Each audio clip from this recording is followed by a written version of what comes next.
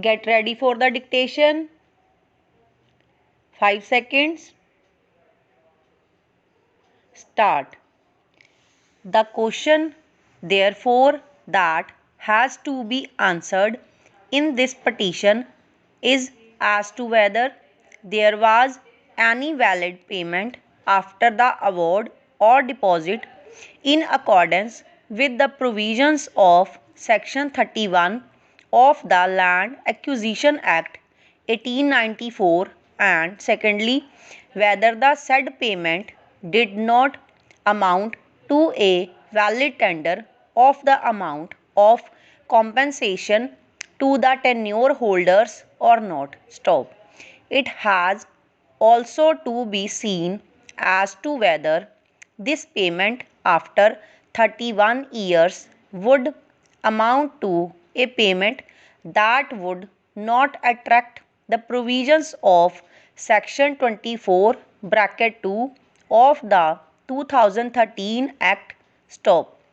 In order to attract the provisions of section 24 bracket 2 of the 2013 Act, the fiction provided for therein of a deemed lapse has to be pressed into service, for which the necessary ingredient would be the existence of a fact which has to be contemplated in order to apply the fiction. Stop.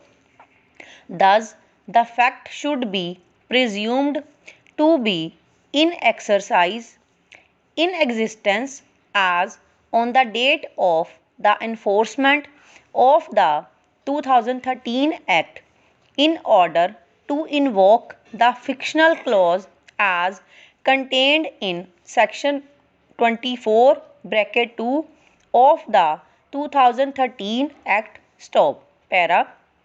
The question is as to whether what should be the date of payment of compensation in order to attract the aforesaid fiction. Stop. It is here that we find that the provisions of section 24 bracket 2 of the 2013 Act require three conditions to be fulfilled, namely that the award should have been made 5 years or more prior to the enforcement of the Act. Stop. The aforesaid condition is fulfilled in the present case and the possession was also taken. Stop. The payment has been made in 2011. Stop. On a plain reading of the aforesaid provisions, the fact of payment of compensation did exist as prior to 1st of January 2014. Stop. Thus, the existence of the said fact eliminates the possibility of invoking the fictional clause as contained in section 24 bracket 2 of the 2013 Act, as the payment had been tendered prior to 1/1/2014. Stop.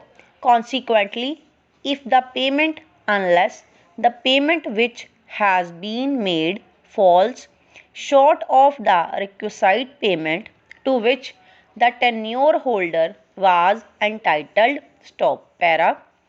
In our considered opinion, if the payment which has been tendered to the petitioners by way of checks, which is a literal payment as against the amount calculated under the award, is short of the amount which ought to have been paid to the petitioners under the award, then in that event the said payment cannot be said to be the full and complete payment as contemplated under the award.